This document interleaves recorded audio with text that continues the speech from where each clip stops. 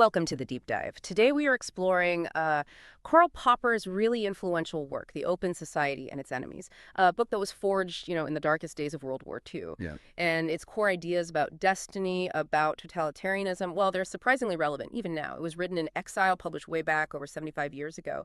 But that critique of historical prophecy, the defense of freedom, it still really defines a lot of modern liberal thought. So our mission today is to kind of distill the essence of Popper's argument for this open society. We'll look at the critiques too, the serious ones, especially around politics and sociology, and then try to apply his ideas to problems we face today in politics, law, ethics, even, surprisingly, television. Yeah, and it's worth remembering how Popper framed it himself. He called it a critical introduction, didn't he, to the philosophy of history and politics.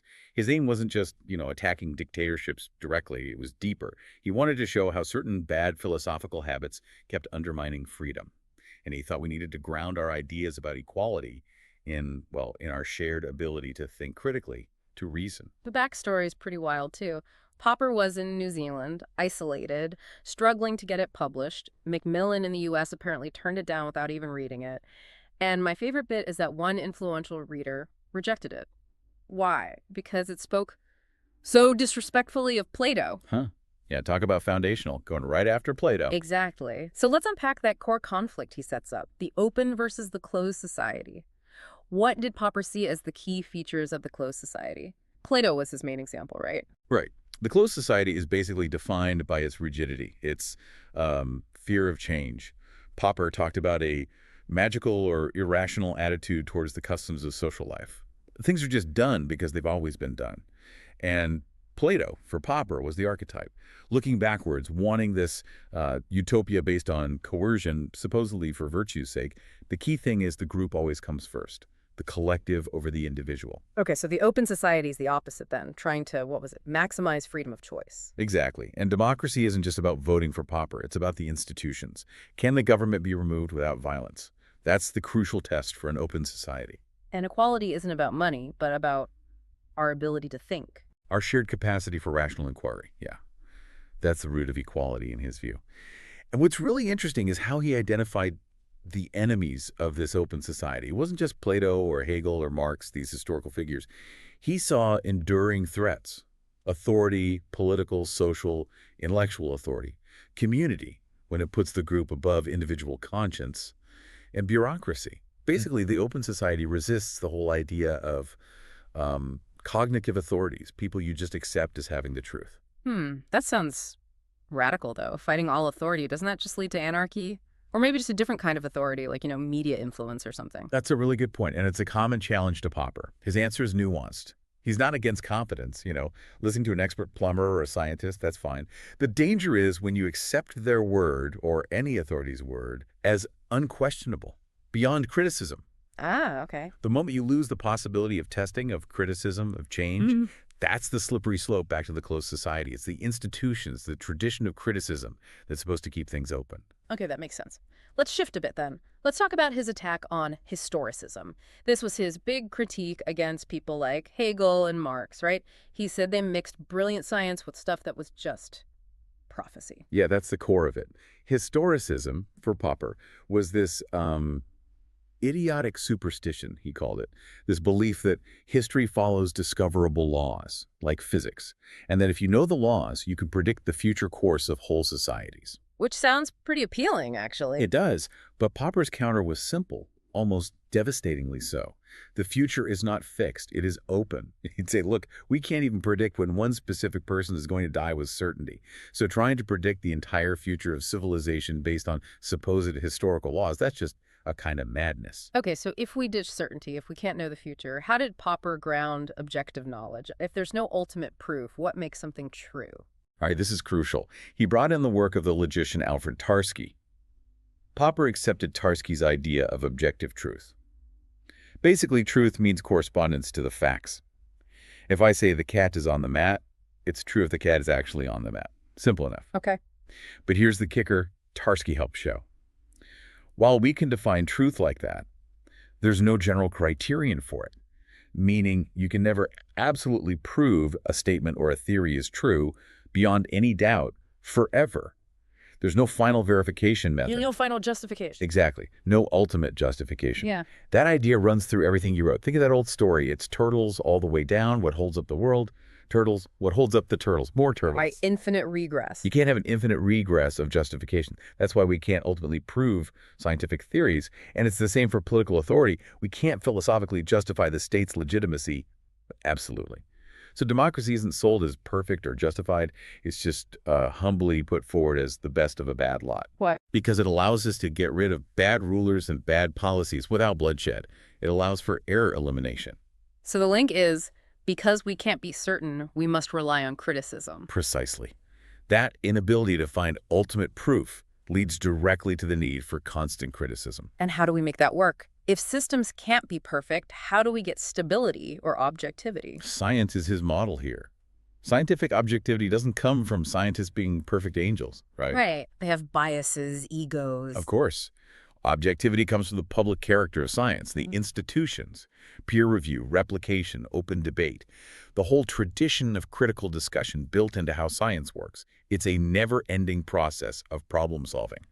You propose an idea, a conjecture, and then you try really hard to shoot it down. Refutation, error elimination. The institutions force the objectivity, in a way. That's the idea. Okay, so let's apply this. If we need criticism, not certainty, what does this mean for politics, for making changes?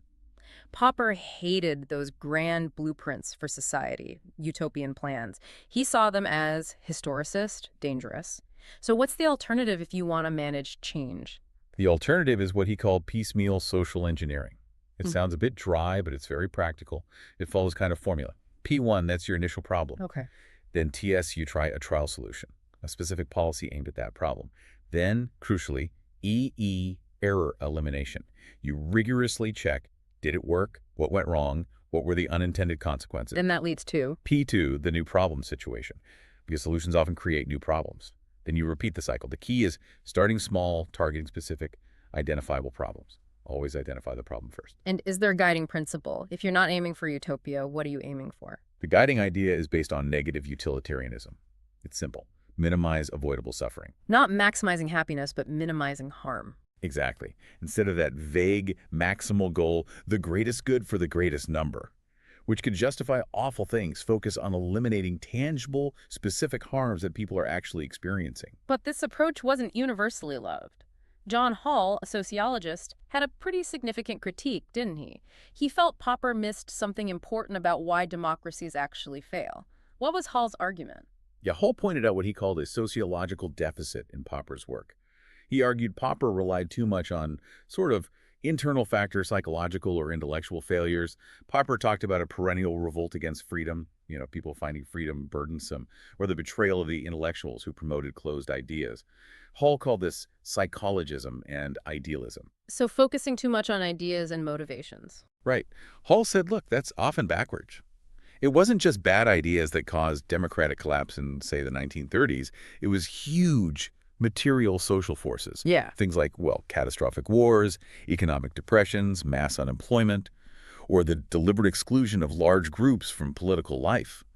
Hall insisted you had to look at the reality of, bombs and breadlines, not just the mindset of philosophers. That makes a lot of sense. It puts the ideas in context. It does. It suggests Popper might have underestimated the power of social structure in crisis. What about the idea of community? Popper seemed pretty down on nationalism, equating it with tribalism, but later thinkers, Agassi, Gellner, they suggested maybe there's a liberal nationalism. Is that possible in Popper's framework?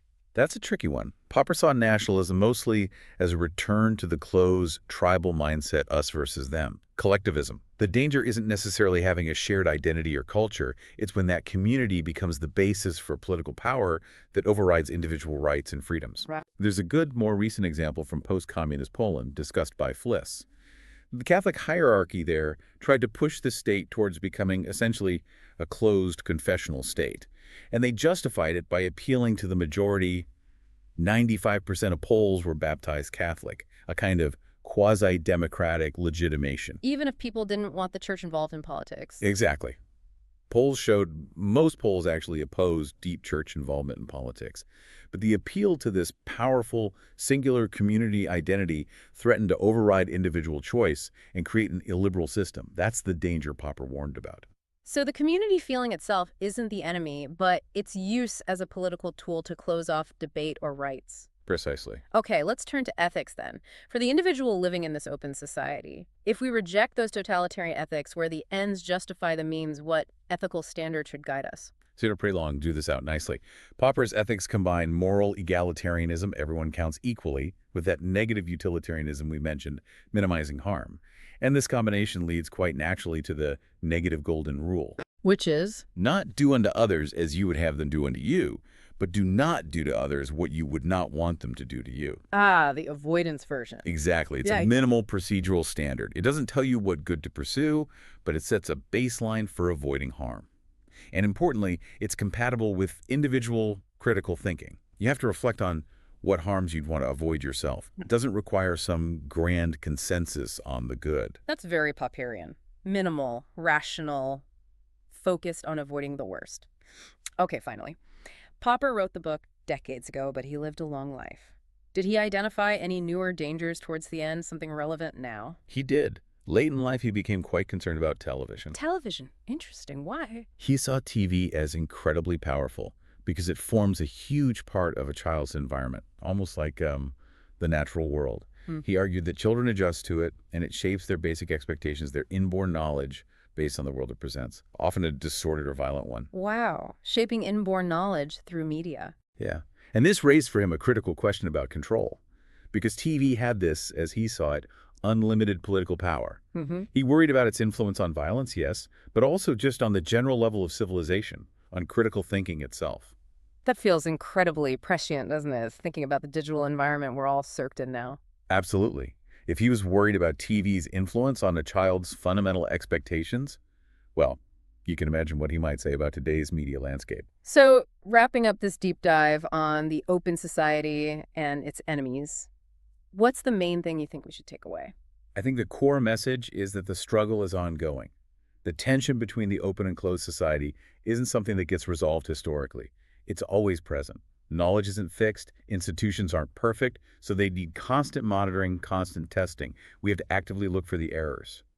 But Popper wasn't a pessimist, fundamentally. He was quite optimistic. He wrote something like, "We have no reason to be frightened by the difficulties. The value is in making the effort, striving toward openness and rationalism." And he famously saw criticism not as an attack, but as a sign of respect. The highest respect one mind could show another. So, given that Popper believed the open society is opposed to the very idea of unquestionable cognitive authorities, we'll leave you with this final thought. What belief that you hold, or what source of authority you rely on, maybe in politics, maybe in the media, maybe just your own assumptions, could benefit from some rigorous but respectful criticism today?